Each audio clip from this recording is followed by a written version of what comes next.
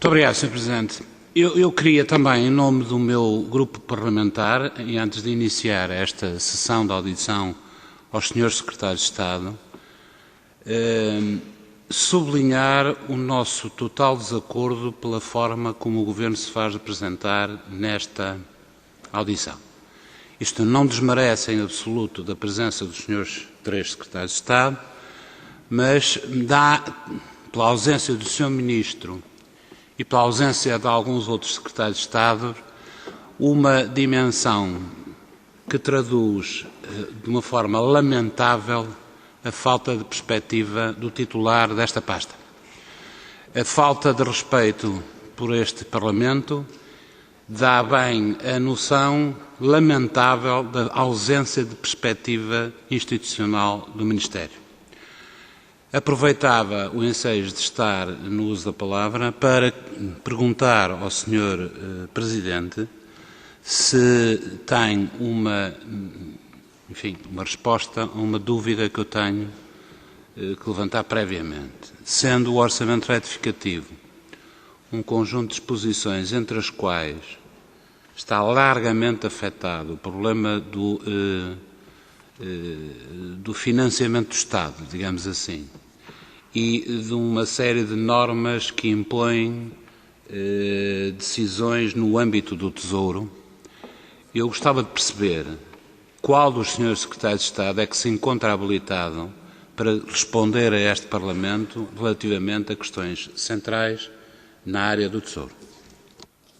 Presidente, cumprimentar os Srs. Secretários de Estado e abordar em primeira linha a questão da decisão ontem anunciada.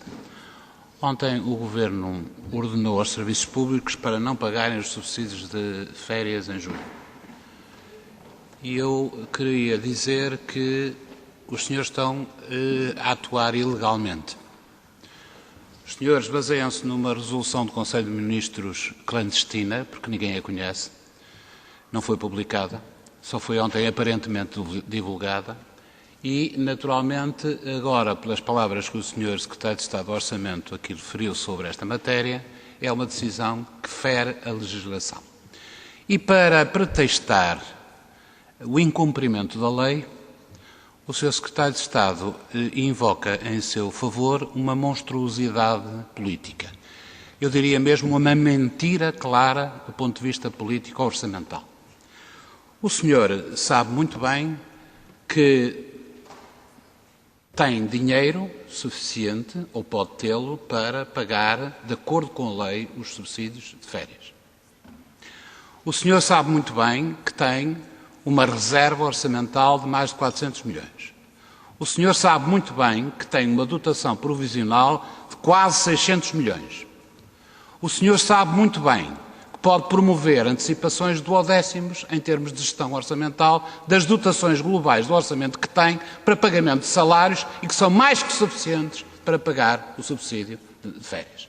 E, portanto, o que o senhor invoca do ponto de vista do plafonamento da despesa, que tem que ser alterada, mas tem que ser alterada globalmente, não o impede de fazer uma gestão interna que lhe permita a antecipação de duodécimos. O que o Governo está a fazer é utilizar um pretexto político para não pagar teimosamente, na altura própria, como a lei o impõe e lhe impõe, o subsídio de férias.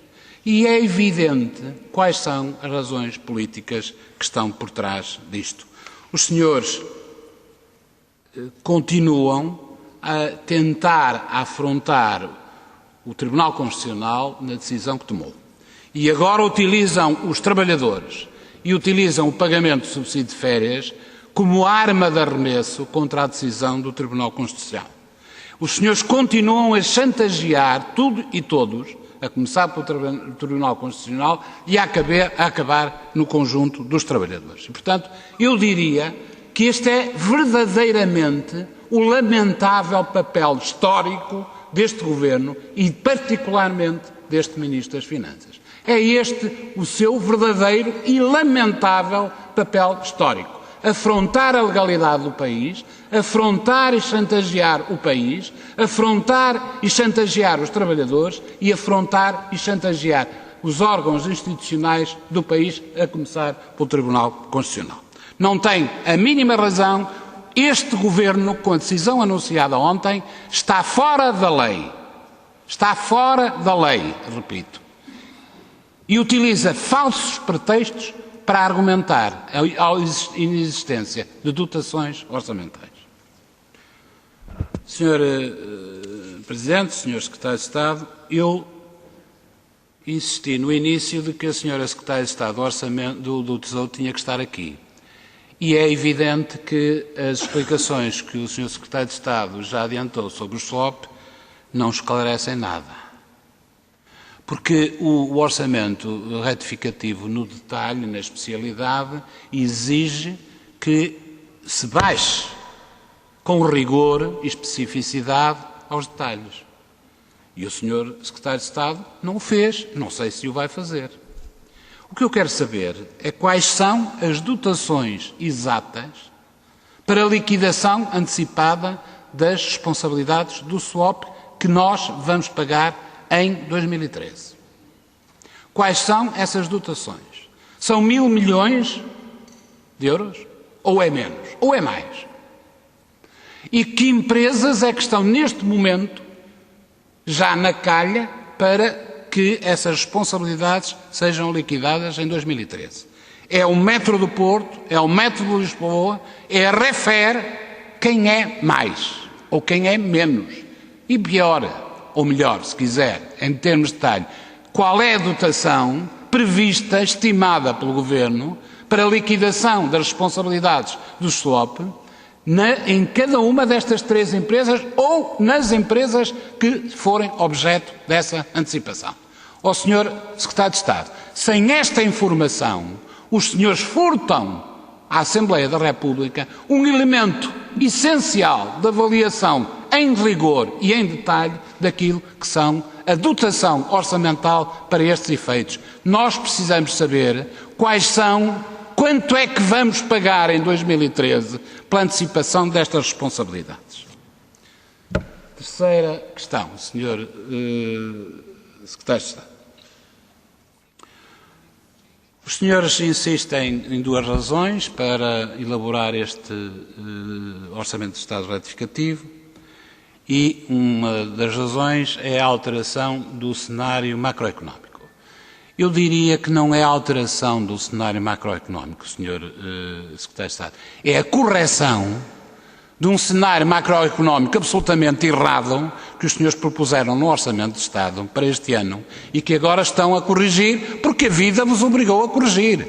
Porque todos, mas toda a gente, exceto os iluminados do Governo, percebiam que este cenário macroeconómico não tinha original, não tinha ponta por onde se lhe pegasse. Não tinha adesão à vida, não tinha adesão à realidade. E vamos ver se este tem. Se este orçamento retificativo e o respectivo cenário não é a antecâmara de uma revisão ainda antes do final do ano, isto é, do segundo, enfim, orçamento retificativo. Vamos lá ver várias questões sobre o cenário. Os senhores utilizam o cenário aprovado no DEL e aprovado na 7ª avaliação. Mas, ao Sr. Secretário de Estado, esse cenário não tinha em conta as medidas adicionais de contenção que estão previstas neste orçamento retificativo. É verdade ou não é? Só no consumo público a influência para baixo é de 0,7 pontos percentuais. Então, como é que o senhor sustenta um cenário macroeconómico construído com base numa realidade que já não o é? Pelo menos deste ponto de vista. Segunda questão. O senhor constrói um orçamento retificativo com base em receitas fiscais desta natureza. O Orçamento de Estado inicial apresentava aumento de receitas fiscais de 9,7% relativamente à execução de 2012. Agora, no retificativo, apresenta uma estimativa de aumento de 5,5% relativamente à execução de 2012, mas, Sr. Secretário de Estado, a execução orçamental de abril mostra que a receita fiscal global anda de 3,4 pontos percentuais relativamente àquilo que era estimado. E, portanto, já há aqui uma decalagem de 2 pontos percentuais. Eu pergunto-lhe se isto é fiável. Terceira consideração relativamente ao cenário macroeconómico. A margem que os senhores passaram a ter para o déficit em contabilidade pública passou a ser de apenas 198 milhões de euros, à volta disso. Eu pergunto-lhe se esta é uma margem suficiente face a uma deterioração que eventualmente pode acontecer e que está estimada por todos na recessão, da recessão económica ser bastante mais aprofundada do que os 2,3 e, portanto, ter repercussões neste valor. Finalmente, duas últimas observações. O chamado supercrédito fiscal, qual é a incidência ou a estimativa de efeitos orçamentais que aqui existem? Tanto quanto descobri, não é nenhum. Será que o Governo, isto é, o Ministério das Finanças, desconfia da bondade do Secretário de Estado dos Assuntos Fiscais quando anuncia que isto vai ter grandes efeitos sobre o crescimento? Finalmente, o deflator. Sr. Secretário de Estado do Orçamento, vamos ver se nos entendemos. E mesmo para concluir, Sr. Deputado. E vou concluir com esta pergunta, que também tem a ver com o cenário, evidentemente. Os senhores tinham um deflator de 1,3 que passaram para 1,8. A inflação passaram de 0,9 para 0,7, diminuíram neste orçamento retificativo. Não vou questionar se é adequado o deflator proposto pela OCDE, que é de menos 0,4.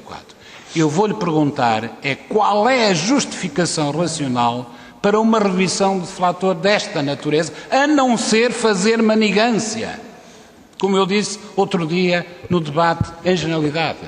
Porquê? Porque os senhores assim fazem diminuir menos o PIB nominal e, portanto, vão apresentar resultados do déficit orçamental e resultados da evolução da dívida pública menos desfavoráveis para a vossa ótica do que se tivessem o deflator anterior. E esta é que é a verdade objetiva, não é copiar aquilo que a Comissão Europeia está a propor. É, de facto, alterar no sentido de provocar o aparecimento de resultados favoráveis à vossa narrativa. E é apenas essa. Muito obrigado, Sr. Presidente.